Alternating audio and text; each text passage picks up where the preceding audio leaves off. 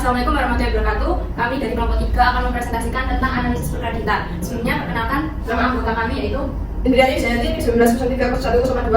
Saya Sri Dedi Fianitasya dengan NIM 190301199. saya Nadati dengan NIM 1232. Saya Nuraini Hernanda dengan NIM 1224. Saya Cinta Devi Andriani dengan NIM 19 030 12 09. Saya Bisa Kamalida dengan NIM 19 030 1247. Yang pertama ada pengertian kredit. Pengertian kredit adalah penyediaan uang atau tagihan yang dapat dipersamakan dengan itu berdasarkan persetujuan atau kesepakatan pinjam meminjam untuk melunasi hutangnya setelah jangka waktu tertentu dengan jumlah bunga, imbalan atau pembagian hasil keuntungannya. Tujuan kredit. Yang pertama ada profitability, yaitu tujuan untuk memperoleh hasil dari kredit berupa suatu keuntungan yang bisa diambil dari pemungutan bunga. Yang kedua ada safety, yaitu suatu keamanan dari prestasi atau fasilitas yang diberikan dan harus benar-benar tercapai tanpa adanya hambatan yang berarti. Selanjutnya unsur-unsur kredit. Kepercayaan adalah keyakinan pemberi kredit atau jual bahwa kredit yang diberikan baik berupa uang, barang atau jasa akan benar-benar diterima kembali di masa tertentu. Yang kedua, kesepakatan di samping unsur kesepakatan di dalam kredit juga mengandung unsur kesepakatan antara si pemberi kredit dengan si penerima kredit. Yang terakhir, balas jasa akibat dari pemberian fasilitas kredit bank tentu mengharapkan keuntungan dalam jumlah tertentu. Selanjutnya jenis kredit. Yang pertama ada kredit konsumtif, yaitu kredit yang diberikan dengan tujuan untuk memperlancar jalannya proses konsumtif. Yang kedua ada kredit produktif, yaitu kredit yang diberikan dengan tujuan untuk memperlancar jalannya proses produksi. Yang ketiga ada kredit perdagangan, yaitu kredit yang diberikan dengan tujuan untuk membeli barang-barang untuk dijual kembali. Kredit dilihat dari sudut jangka waktunya. Yang pertama ada kredit jangka pendek, yaitu kredit yang berjangka waktu maksimum 1 tahun. Yang kedua kredit jangka menengah, yaitu kredit berjangka waktu di antara 1 tahun sampai 3 tahun. Yang ketiga kredit jangka panjang, yaitu kredit yang berjangka waktu lebih dari 3 tahun. Kredit dilihat dari sudut penggunanya. Yang pertama ada kredit eksploitasi, yaitu kredit berjangka waktu pendek yang diberikan oleh suatu lembaga kepada perusahaan. Yang kedua ada kredit investasi, yaitu kredit jangka menengah atau jangka panjang yang diberikan oleh suatu lembaga kepada perusahaan untuk melakukan investasi. Kredit dilihat dari sudut jaminannya. Yang pertama ada kredit tanpa jaminan, yaitu kredit yang diberikan tanpa jaminan tertentu. Yang kedua kredit dengan jaminan, yaitu kredit yang diberikan dengan suatu jaminan tertentu. Selanjutnya prinsip pemberian kredit. Analisa 5C. Yang pertama karakter atau sifat dan fakta. Keyakinan yang ditanamkan pada sifat dan fakta dari orang-orang yang akan mendapatkan kredit dari bank ini dapat dipercaya dan memegang teguh sebuah komitmen. Yang kedua kapasiti atau kemampuan. Kemampuan nasabah dalam membayar kredit yang akan dihubungkan dengan kemampuan dalam mengelola bisnis serta kemampuan dalam mencari keuntungan. Yang ketiga ada kapital atau modal. Untuk melihat kemampuan dan dalam penggunaan modal debitur dengan melihat laporan keuangan apakah sudah efektif dan efisien dengan mengukur kinerja. Yang keempat ada kolateral atau jaminan. Merupakan jaminan atau agunan yang berasal dari para calon nasabah. Yang terakhir ada condition atau kondisi. Dalam menilai kredit hendaknya harus dinilai kondisi ekonomi, sosial, politik yang ada pada saat ini. Selanjutnya ada prinsip 7B. Yang pertama ada personality atau kepribadian. Melaksanakan penilaian nasabah dari sisi kepribadian atau karakter yang menuju pada riwayat hidupnya saat ini dan masa lalu, gaya hidup, sikap, emosi, karakter, dan lain-lain. Yang kedua ada parti atau golongan. Analisis dalam kredit akan melakukan pendataan dan wawancara kepada para calon nasabah, kemudian mengelompokkan nasabah ke dalam golongan-golongan tertentu berdasarkan modal, loyalitas, serta karakternya. Yang ketiga ada purpose atau tujuan atau final goal. Tujuan akan diketahui jenis kredit yang akan diambil oleh nasabah. Yang keempat ada prospek atau potensi. Menilai potensi usaha nasabah di masa yang akan datang, apakah membawa keuntungan atau tidak. Yang kelima ada payment atau pembayaran. Merupakan cara bagaimana nasabah akan melakukan pembayaran kredit, sumber yang diperoleh dari mana. Semakin banyak penghasilan yang dihasilkan, maka akan semakin baik. Yang keenam ada profitability atau keuntungan. Untuk mengetahui bagaimana kemampuan nasabah dalam mendapatkan keuntungan usahanya, profitabilitas diukur dari periode ke periode. Yang ketujuh ada protection atau perlindungan. Menjaga atau melindungi bagaimana usaha berjalan dan mendapatkan jaminan perlindungan. Contohnya seperti jaminan asuransi. Selanjutnya ada analisa 6A menurut Ismail 2010. Yang pertama adalah analisis aspek hukum. Dalam analisis aspek hukum, pihak bank yang akan melaksanakan analisis menyangkut dokumen-dokumen yang disampaikan oleh calon debitur mengenai identitas data diri, legalitas perizinan dalam usaha, dan NPWP. Yang kedua adalah analisis aspek pemasaran. Dalam analisis aspek pemasaran, pihak bank akan melakukan analisis perihal barang yang akan dipasarkan, luas daerah pemasaran, dan besarnya pangsa pasar.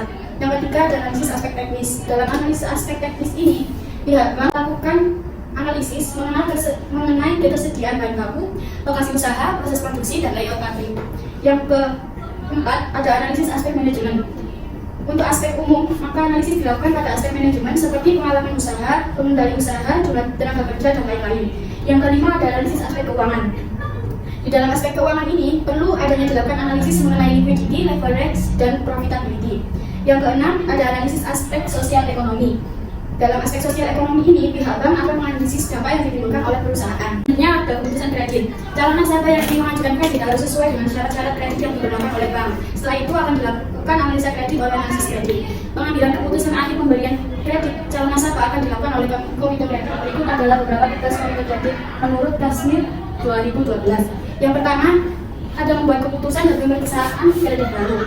Maksudnya, setiap ada permintaan baru, maka akan dilakukan pemeriksaan kelayakan kreditnya agar tidak terjadi kesalahan sebelum diambil keputusan. Yang kedua, memastikan kelengkapan dokumen kredit. Maksudnya, pengajuan kredit memeriksa kelengkapan dokumen mutlak untuk diserahkan. Yang ketiga, ada persetujuan perpanjangan kredit. Maksudnya, untuk kredit yang sudah selesai masa tinggalnya dan itu masih ingin memperpanjang, maka komite kredit akan memberikan persetujuan apakah kredit tersebut masih layak atau tidak untuk diperpanjang. Yang keempat, ada perubahan kondisi atau syarat kredit. Maksudnya, jika kondisi debitur dengan situasi berkembang di luar sana yang menyebabkan nasabah mengalami kesulitan, maka perlu perubahan kondisi tersebut dan syarat kredit. Pelaksanaan administrasi, realisasi kredit, dan supervisi kredit. Pelaksanaan kredit terdiri dari yang pertama ada persetujuan kredit. Setelah kredit disetujui, perlu adanya kekuatan hukum berupa perjanjian kredit yang diatur dalam ketentuan pasal 13 KUH Perdata. Yang kedua ada jaminan kredit. Setelah kredit disetujui, maka bank membuat surat keputusan kredit yang di dalamnya berisi tentang jaminan atau akuran masalah. Jaminan kredit yang dapat diterima oleh bank adalah yang pertama jaminan utama yang berupa tanah, emas, deposito. Yang kedua ada jaminan tambahan yang berupa mesin, mobil, dan motor. Yang ketiga ada jaminan pelengkap yang berupa cek, giro, dan stok barang. Misalnya yang ketiga ada realisasi kredit. Apabila persetujuan kredit dan amunan telah dapat dipenuhi, kemudian dilakukan penandatanganan kredit yang tertuang dalam surat keputusan kredit, maka bank akan mencairkan kredit lewat rekening nasabah. Yang keempat ada supervisi kredit. Setelah kredit direalisasikan, diharapkan dana tersebut dapat berguna bagi nasabah dan juga berguna bagi bank untuk memperoleh pendapatan lunas serta pelunasan atau pengangsuran yang tepat waktu oleh para nasabah kredit. Selanjutnya ada hasil penelitian analisis kelayakan kredit. Terdapat contoh judul analisis kelayakan kredit untuk sektor perhotelan pada Bank Bukopin. Bank Bukopin sendiri merupakan bank yang akan mengacurkan kredit, salah satunya adalah kredit untuk mengembangkan usaha pada sektor perhotelan. Penelitian ini menggunakan metode 5C, yaitu karakter, kapasiti, kapital, kolateral, dan condition of economy. Berdasarkan hasil analisis, dapat disimpulkan bahwa calon debitur layak diberikan kredit untuk pengembangan usahanya. Berikut adalah proses permohonan kredit sampai kredit tersebut disetujui. Selanjutnya ada analisis kelayakan kredit dan investasi. Analisis kelayakan kredit dengan menggunakan metode 5C dapat disimpulkan bahwa calon debitur yang layak diberikan kredit investasi untuk pengembangan usaha yaitu yang pertama ada karakter. Karakter di sini yaitu untuk mengenali kepribadian calon debitur seperti perilaku, sifat, watak, dan latar belakang keluarga. Dengan karakter kita dapat melihat apakah calon debitur nantinya akan berusaha memenuhi kewajibannya atau disebut willingness to pay atau kesediaan membayar. Yang kedua ada kapasiti. Kapasiti di sini yaitu kemampuan calon debitur dalam mengelola usahanya dan juga cara mengatasi kesulitannya dalam menjalankan usaha. Kapasiti ini merupakan ukuran dari kemampuan dalam membayar kewajiban atau ability to pay. Yang ketiga ada kapital, yaitu di mana kondisi kekayaan yang dimiliki pada perusahaan menjalankannya. Ketentuan untuk penilaian kapital yaitu nasabah wajib memiliki modal sendiri senilai minimal 20% dari total kebutuhan investasi sesuai dengan RAP atau rencana anggaran biaya yang dibuat. Selanjutnya ada analisis keuangan berdasarkan rasio likuiditas, solvabilitas, dan profitabilitas adalah sebagai berikut. Yang pertama ada rasio likuiditas. Akan rasio sama dengan aktiva lancar dibagi utang lancar. Yang B, quick ratio, aktiva lancar dikurangi persediaan dibagi utang lancar. Karena rasio adalah tidak terhingga karena tidak ada hutang lancar. Bila dilihat dari posisi likuiditas, perusahaan saat ini dalam keadaan yang sangat likuid. Solvabilitas yang A, yaitu total aset sama dengan total kewajiban dibagi total aktiva dibagi 100. Yang B ada debt to equity ratio sama dengan total kewajiban bagi lembaga sendiri dibagi 100. Solvabilitas dapat menunjukkan bahwa penurunan ini dapat dilihat dari hasil perhitungan debt to total aset pada tahun 2000 AA sebesar 41,8% menjadi 27,4% pada tahun 2020 dan hasil dari debt to equity ratio pada tahun 2000 AA sebesar 60,5% menjadi 31,2% pada tahun 2020.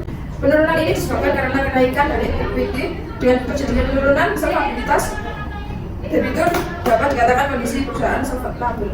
Yang ketiga ada rasio margin. Yang A ada profit margin sama dengan laba bersih bagi penjualan bersih dibagi 100. Yang B return of equity sama dengan laba bersih dibagi total modal sendiri dibagi 100. Dan C return of asset laba bersih bagi total aktivitas 21. Profitabilitas mengalami penurunan pada net profit margin, return on equity, dan return on asset dari tahun 2000 AA sampai 2000 BB. Namun secara nominal terjadi peningkatan profit perusahaan. Oleh karena itu dapat dikatakan selama 2 tahun akhir calon debitur berada di mana kondisi profitabilitas yang cukup baik. Yang 4, kolateral. Kolateral adalah jaminan yang mungkin dapat disita apabila ternyata calon debitur benar-benar tidak dapat memenuhi kewajibannya. Yang kelima ada conditional of economy. Pembiayaan yang dapat diberikan perlu mempertimbangkan kondisi ekonomi yang dapat dikaitkan dengan prospek usaha calon debitur. Selanjutnya ada analisis pemberian kredit. Perkreditan merupakan salah satu kegiatan yang penting bagi dunia perbankan, serta dari perkreditan akan memberikan sumbangan pendapatan yang cukup besar.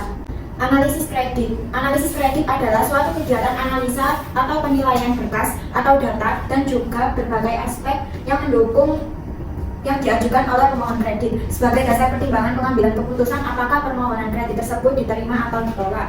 Ketentuan dan resiko keuangan. Sumber informasi yang bisa didapat untuk membantu pengambilan keputusan pinjaman ini adalah yang pertama, nasabah yang akan menginginkan pinjaman. Informasi ini meliputi informasi laporan keuangan pada masa lalu. Yang kedua, file pihak pemberi dana.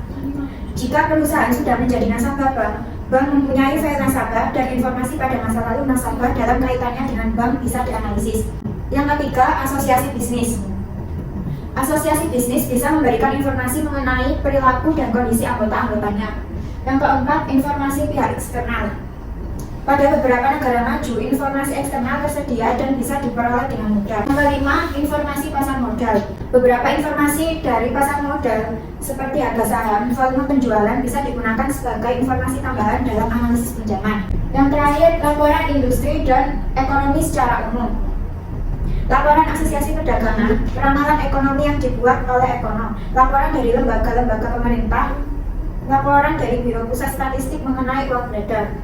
Prinsip 5C, 7P, dan 6A dalam pemberian kredit. Analisis kredit berdasarkan prinsip 5C menurut Muljono 2002 dalam Wijayanti 2009. Yang pertama, karakter atau watak. Melihat bagaimana karakter dan latar belakang calon peminjam yang mengajukan kredit. Yang kedua, kapasiti atau kapasitas. Bagaimana kemampuan calon peminjam dalam membayar kreditnya. Yang ketiga, kapital atau modal. Jumlah dana atau modal sendiri yang dimiliki oleh calon debitur. Yang keempat, kolateral atau jaminan. Jaminan yang diberikan pada calon peminjam saat mengajukan kredit kepada bank. Selanjutnya, yang kelima, condition of economy atau kondisi ekonomi. Kondisi perekonomian baik yang bersifat general atau khusus pada usaha yang dijalankan nasabah. Selanjutnya, analisis kredit berdasarkan prinsip 7P. Yang pertama, personality. Kepribadian dari calon peminjam yang mengajukan kreditnya. Yang kedua, party. Calon peminjam dimasukkan ke dalam beberapa golongan terkait dengan kondisi keuangannya. Yang ketiga, purpose. Apa tujuan dari calon peminjam dalam mengajukan kreditnya. Yang keempat, prospek. Bagaimana prospek dari usaha yang dijalankan oleh calon peminjam. Yang kelima, payment. Mengukur bagaimana kemampuan bayar dari calon peminjam. Yang keenam, profitability. Bagaimana calon peminjam dalam menghasilkan keuntungan atau laba. Yang ketujuh, protection. Kriteria ini mengacu pada jaminan yang dapat diberikan oleh calon peminjam. Selanjutnya, saya akan menjelaskan analisis kredit berdasarkan prinsip 5. Menurut Daniel Wijaya tahun 2000 dalam Wijayanti tahun 2009. Yang pertama, aspek yuridis atau hukum. Untuk meneliti ketentuan legalitas dari badan hukum yang akan memperoleh bantuan kredit dari bank. Dan aspek ini meliputi berbagai aspek, yaitu badan usaha, izin-izin yang harus dimiliki, dan perjanjian-perjanjian. Lalu yang kedua, aspek pasar dan pemasaran. Aspek ini bertujuan untuk meneliti strategi pemasaran apa yang digunakan oleh investor. Nah, pada aspek ini memiliki tujuan lain, yaitu meneliti kemungkinan pangsa pasar yang dapat diraih bagi produk atau jasa yang diproduksi dari proyek yang dibiayai. Lalu yang ketiga, aspek teknis. Aspek teknis bertujuan untuk menilai kemampuan pengelola proyek dalam mempersiapkan dan melaksanakan pembangunan proyek. Nah, pada aspek ini meliputi kesiapan teknis perusahaan dalam melakukan operasinya kelak, seperti lokasi pabrik, bangunan, sistem dan alat transportasi, peralatan kantor, bahan baku dan bahan penolong, persediaan bahan produksi, dan yang lain-lain. Lalu yang keempat, aspek manajemen. Aspek manajemen ini bertujuan untuk menilai kemampuan dan kecakapan dari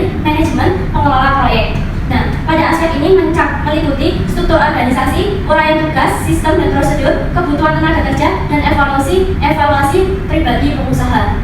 Lalu yang terakhir, aspek keuangan. Aspek keuangan yaitu untuk menilai kemampuan dan kecakapan dari manajemen pengelola. Pada aspek ini meliputi penilaian laporan keuangan perusahaan dengan analisis rasio yang digunakan oleh analisis kredit termasuk petugas peminjaman bank. Selanjutnya, analisis rasio dalam pemberian pinjaman. Analisis rasio menurut Henry dan Basori dan Wahyu Ningsih adalah merupakan salah satu alat analisis keuangan yang paling populer dan banyak digunakan. Nah, dengan analisis rasio ini, analisis kredit dapat menilai kelayakan suatu usaha dengan melihat tingkat likuiditas, aktivitas, dan profitabilitas. Nah, jenis rasio menurut Hediananda tahun 2017 dalam Setiawati tahun 2018 terbagi dari 4 rasio. Yang pertama, rasio likuiditas. Rasio likuiditas menunjukkan hubungan antara kas, perusahaan, dan aktiva lancar lainnya dengan hutang lancar. Rasio ini digunakan untuk mengukur kemampuan perusahaan dalam memenuhi kewajiban-kewajiban finansialnya atau kewajiban jangka pendeknya. Yang kedua, current ratio. Current ratio digunakan untuk mengukur kemampuan likuiditas jangka pendek perusahaan dengan melihat aktiva lancar perusahaan terhadap hutang lancarnya. Yang ketiga, quick ratio. Quick ratio digunakan untuk membayar hutang yang harus segera dipenuhi oleh aktiva lancar yang lebih liquid. Lalu yang terakhir, nah selain ada 4 analisis yang tadi sudah dijelaskan, selanjutnya ada analisis rasio dalam analisis pemberian kredit lainnya, yaitu yang pertama total asset turnover. Total asset turnover ini adalah rasio antara penjualan dengan aktiva yang menyetujui efisiensi penggunaan aktiva secara keseluruhan. Lalu yang kedua, inventory turnover. Inventory turnover ini untuk mengukur efisiensi pengelolaan persediaan barang dagang. Nah, lalu yang ketiga, rasio profitabilitas. Rasio profitabilitas ini digunakan untuk memperoleh keuntungan dari penggunaan modalnya. Lalu yang keempat, net profit margin. Net profit margin ini adalah rasio yang mengukur seberapa banyak keuntungan operasional yang bisa diperoleh dari setiap rupiah penjualannya. Lalu yang kelima, return on asset. Return on asset yaitu rasio antara laba setelah pajak dengan total aktiva. Lalu selanjutnya, return on equity adalah jumlah imbal hasil dari laba bersih terhadap ekuitas dan dinyatakan dalam bentuk persen. Lalu selanjutnya, rasio solvabilitas. Rasio solvabilitas adalah rasio yang menunjukkan kemampuan perusahaan untuk memenuhi kewajiban keuangan jangka panjangnya. Selanjutnya, debt to asset ratio. Debt to asset ratio ini adalah rasio utang yang digunakan untuk mengukur perbandingan antara total hutang dengan total aktiva. Selanjutnya, terakhir, debt to equity ratio. Debt to equity ratio adalah menggambarkan perbandingan antara kewajiban dan ekuitas dalam pendanaan perusahaan dan menunjukkan modal perusahaan itu sendiri dalam memenuhi seluruh kewajiban